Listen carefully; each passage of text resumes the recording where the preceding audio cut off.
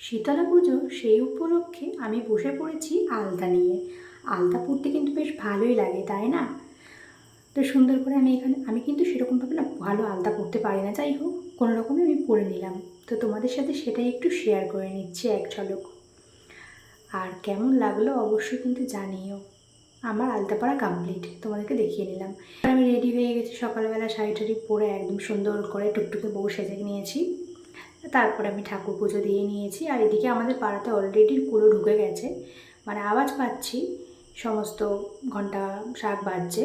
তো এই এসে গেছে আমাদের বাড়িতে।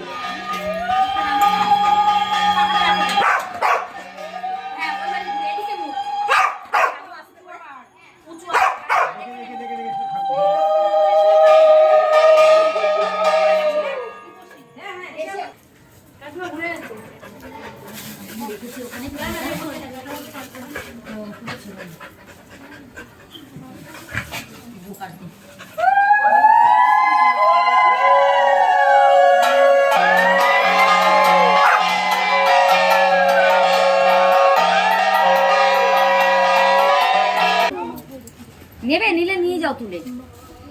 আগে ফুল দিয়ে আমি ধরি। জোকার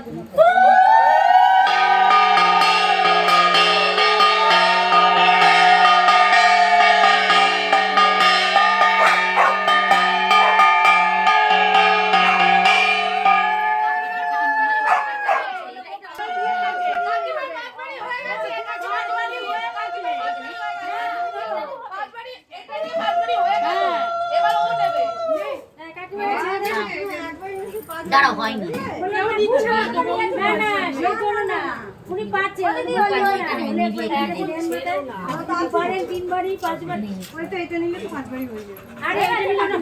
হাওয়া দে।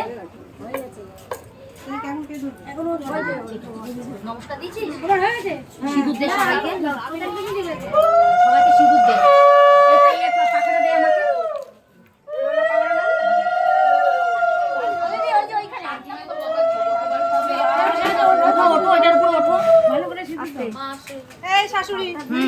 শাশুড়ি দাও।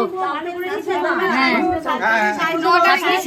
সেজেই এসছে। এই প্রথম অবস্থায় যে বলে কি আমাকে একটু সিঁদুর বাকি দাও, আমি এখন ফটো ছাড়বো। ঠিক আছে, যাও।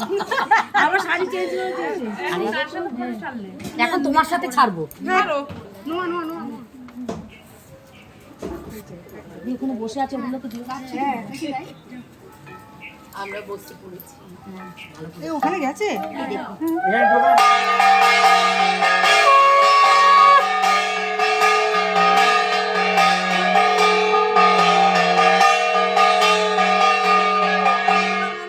পুরোনো চাল ভাতে পারে।